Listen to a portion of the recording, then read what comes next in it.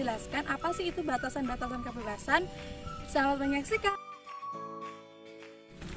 Kebebasan merupakan suatu sikap yang kita lakukan sesuai dengan keinginan kita tanpa paksaan dari orang lain. Setiap manusia mempunyai kebebasannya masing-masing.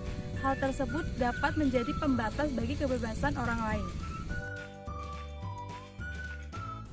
Batasan-batasan kebebasan itu ada 4. 1. Faktor dari dalam diri. 2. Faktor lingkungan. 3. Kebebasan orang lain. Dan 4. Generasi-generasi mendatang. Faktor pertama yaitu faktor dari dalam, itu dari kondisi fisik dan psikis kita.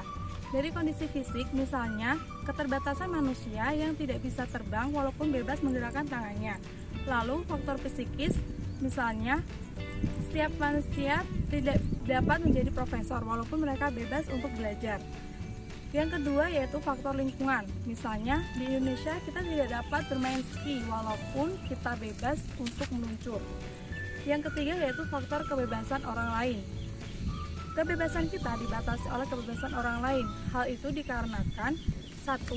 Hak kita bertindak itu dibatasi oleh hak orang lain atas kebebasan yang sama. Kedua, kita itu adalah makhluk sosial. Nah, jadi kita tuh membutuhkan orang lain untuk memenuhi kebutuhan kita. Jadi kebebasan kita itu dibatasi oleh kebebasan orang lain untuk pemenuhan kebutuhan yang sama. Selanjutnya itu kebebasan kita itu dibatasi oleh generasi-generasi mendatang karena kita tidak bisa memanfaatkan alam kita ini dengan seenaknya. Kita harus memikirkan dengan generasi-generasi mendatang kita yang juga mempunyai kebutuhan yang sama. Misalnya itu kita tidak bebas dalam memotong pohon atau hutan-hutan dengan sembarangan. Cara membatasi kebebasan itu ada 3. 1. Melalui paksaan atau pemerkosaan fisik. 2. Melalui tekanan atau manipulasi psikis. Ketiga itu melalui kewajiban atau larangan. Nah, kita bisa menerapkan contoh cara-cara tersebut dengan contoh bagaimana sih cara mencegah seseorang untuk masuk ke kamar kita. Misalnya ya, cara yang pertama itu kan melalui paksaan atau pemaksaan fisik. Kita bisa mengunci kamar kita supaya tidak ada seorang pun yang bisa masuk ke kamar kita. Cara tersebut aman karena tidak ada seorang pun yang bisa masuk ke kamar kita, baik itu orang yang bertanggung jawab ataupun tidak. Cara yang kedua itu adalah tekanan dan atau manipulasi psikis. Nah, caranya itu kita dapat mengondisikan seseorang sedemikian rupa hingga ketika ia melihat ganggang pintu kita itu ia merasa ketakutan atau bergetar gitu.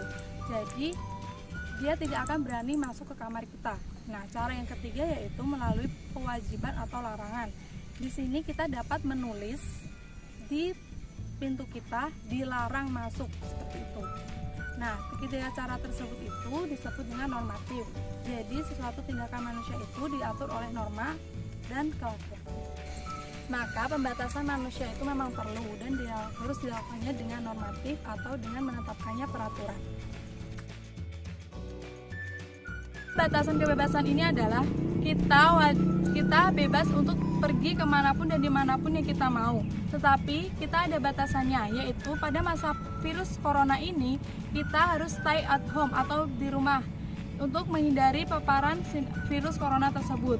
Jikalau kita harus untuk pergi atau keluar rumah, kita harus bertanggung jawab kepada diri kita sendiri, yaitu dengan menggunakan masker atau selalu mencuci tangan dan menjaga jarak terhadap orang lain atau social distancing. Berjalan sendiri di tengah kelam, di tengah jalan turun hujan.